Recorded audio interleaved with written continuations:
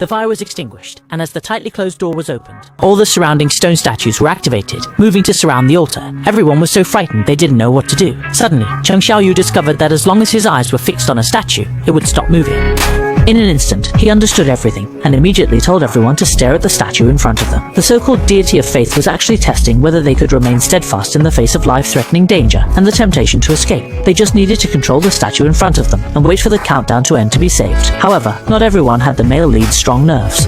Staring at the terrifying door so close by, a woman could no longer bear the pressure and dashed out the door recklessly. This was very strange. The escape exit was not a trap, just that the flames on the altar were reduced by 1. It seemed that as long as there were people on the altar, the door would not close. Seeing the woman successfully escape, a chubby man also decisively abandoned the male lead and rushed out.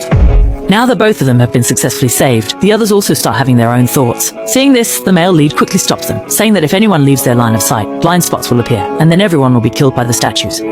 Upon hearing this, the man beside him cried. He understood that Cheng Xiaoyu was trying to save everyone, but it was also possible that when the time was up, those statues would still kill them. He was very grateful for Cheng Xiaoyu's help, which allowed them to survive until now, but for the sake of his family, he didn't dare to gamble his life here. After saying this, the man also fled, and his action caused the remaining 3 to be unable to keep an eye on all the statues. Seeing that they were at a dead end, Old Song decided to sacrifice himself to allow the other 2 to escape, but Zhu Xi, having exhausted her magic, could no longer move, and Cheng Xiaoyu, having lost a leg, was extremely clear-headed at this moment. With tears streaming down, he made that cruel optimal decision.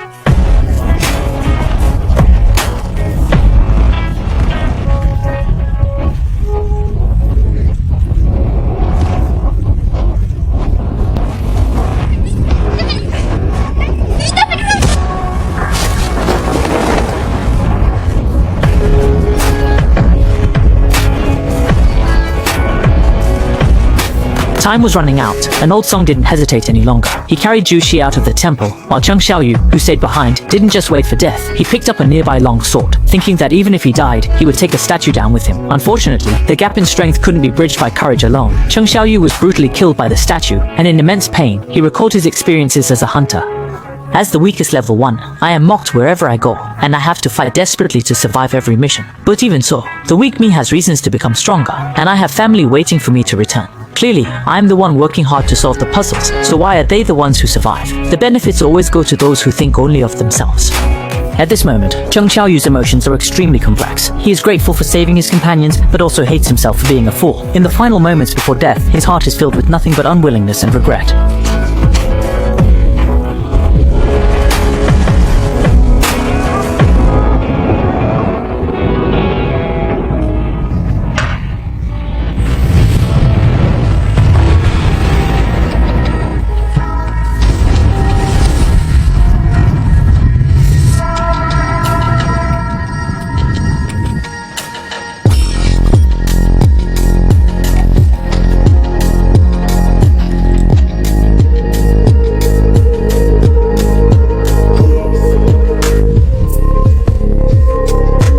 Cheng Xiaoyu suddenly awoke to find himself in a hospital, with all his injuries healed. Just as he was wondering if it was a dream, people from the Hunter Association approached him. It turned out that the previous experiences were not a nightmare, and only 6 people from the Hunter team survived.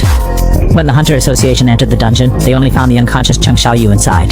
The original temple had disappeared, and now they suspect Cheng Xiaoyu is a second awakening individual. Some hunters experience a second awakening, which can grant them A-level or even S-level power. Unfortunately, after the magic test, the protagonist is still the weakest level 1. Seeing this, the Hunter Association can only temporarily abandon the investigation, as there are too many unsolved mysteries in the dungeon. After the hospital room quieted down, Cheng Xiaoyu finally noticed something was off.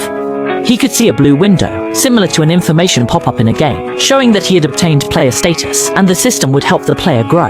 Then it assigned daily tasks as preparation to become stronger. The tasks were 100 push-ups, 100 sit-ups, 100 squats, and a 10-kilometer run. If not all completed, punishment would follow.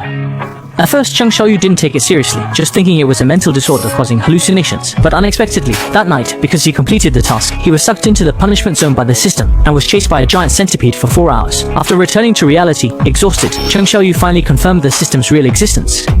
Although he didn't know why the system chose him, to avoid being chased by the giant centipede, he had no choice but to obediently complete the daily tasks. Soon, Cheng Xiaoyu also figured out the system's rules. After completing the daily tasks, he could receive 3 rewards. The first was instant full health and recovery of fatigue points. The second was gaining 3 ability points, which could be allocated to the 5 dimensions of strength, agility, perception, stamina, and intelligence.